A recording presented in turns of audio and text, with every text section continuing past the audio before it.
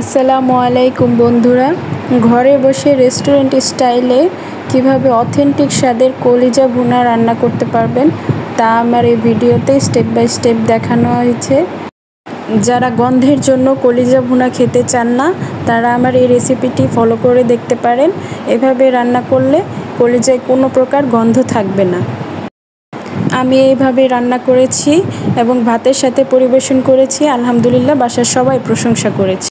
বেশি কথা না বাড়িয়ে চলুন শিখে নেই মূল রেসিপিটি। প্রথমে আমি এখানে 1 কেজি কলিজা ভালো করে কেটে ধুয়ে পরিষ্কার করে নিয়েছি। কলিজাগুলো আপনি একটু ছোট করে কেটে নেবেন যাতে করে মশলাটা ভালোভাবে ঢুকে। প্রথমে আমি একটি প্যানে সাদা তেল দিয়ে গরম করে নেব। তেলটা গরম হয়ে এলে আমি এখানে 2 কাপ পেঁয়াজ কুচি দিয়ে দিব। এবার পেঁয়াজগুলোকে নেড়ে সফট হওয়া পর্যন্ত ভাজতে থাকব।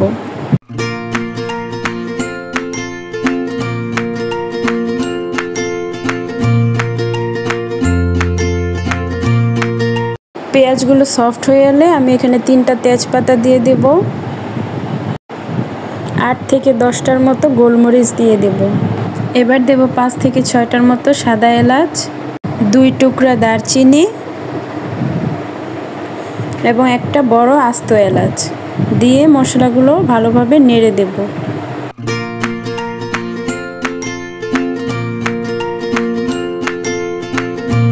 ভাজতে ভাজতে যখন গরম মশলার একটা ফ্লেভার চলে আসবে তখন আমি এখানে বাটা মশলা ইউজ করব। আদা রসুন একত্রে বেটে আমি 3 চা চামচ ব্যবহার করছি।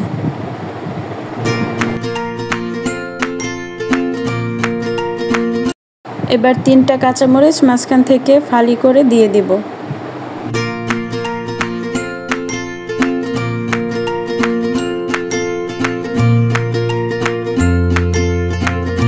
কষানোর জন্য সামান্য পরিমাণের পানি দিয়ে দিব।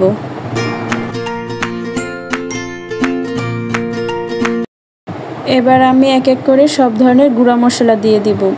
আমি মরিচের গুঁড়া দিব 2 চামচ, হলুদের গুঁড়া 1.5 চা চামচ, ধনিয়ার গুঁড়া দেব 1 চা চামচ এবং 1 চা চামচ ভাজা জিরা গুঁড়া দিয়ে মশলাগুলোকে সব ভালোভাবে কষিয়ে ফেলব।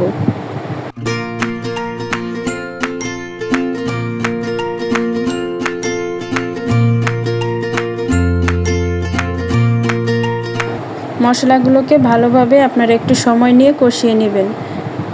মশলা থেকে তেল উপরে চলে আসলে আমি এই পর্যায়ে 1.5 চা চামচ লবণ দিয়ে দেব। আপনারা আপনাদের স্বাদ মতো দিয়ে দেবেন।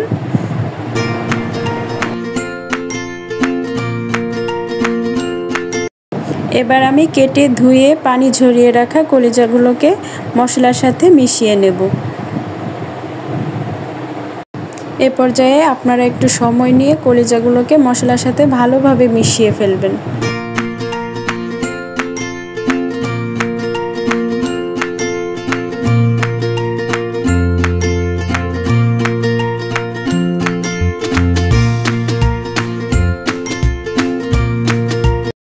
কলিজা থেকে সামান্য বলক চলে আসলে আমি সম্পূর্ণ একটা লেবু চিপে রসটা এখানে দিয়ে দেব।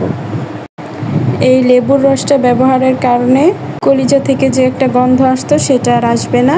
ফলে যারা আপনারা গন্ধের জন্য কলিজা খেতে চান না তারাও চাইলে এই ট্রিক্সটা ট্রাই করে দেখতে পারেন। আপনারা খেতে পারবেন ইনশাল্লাহ, আশা করি।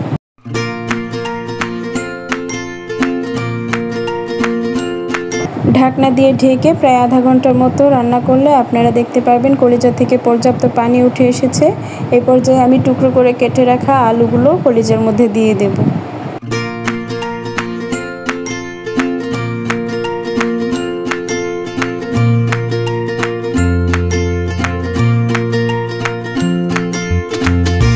আলুগুলোকে ভালোভাবে নেড়ে কলিজার সাথে মিশিয়ে আমি আবারও 15 মিনিটের জন্য ঢাকনা দিয়ে ঢেকে কলিজাটাকে রান্না হতে দেব। প্রায় 15 মিনিট পর আপনারা ঢাকনা উঠিয়ে দেখতে পারবেন যে কলিজা এবং আলু প্রায় মোটামুটি সিদ্ধ হয়ে এসেছে। এ পর্যায়ে আপনারা চামচ দিয়ে চেক করে দেখতে পারেন। আলুটা সিদ্ধ না হলে আপনারা কিছু পানি চাইলে অ্যাড করতে পারেন। আমার এখানে আলুটা সিদ্ধ হয়ে এসেছে, তার জন্য আমি পানি অ্যাড করব না। আমি এভাবেই কষিয়ে ভালোভাবে ঝোলটাকে শুকিয়ে নেব।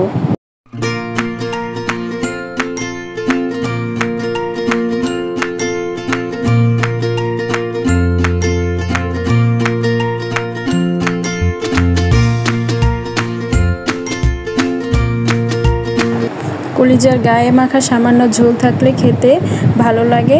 আর আমার রান্নাটা প্রায় এই পর্যায়ে চলে এসেছে। এখন আমি ভাজা জিরা গুঁড়া উপর থেকে ছড়িয়ে দিয়ে নামিয়ে পরিবেশন করব।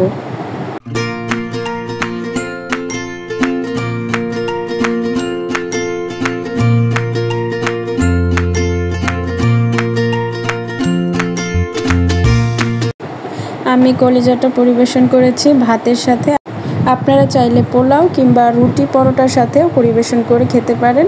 শেষ পর্যন্ত দেখার জন্য ধন্যবাদ। আল্লাহ হাফেজ।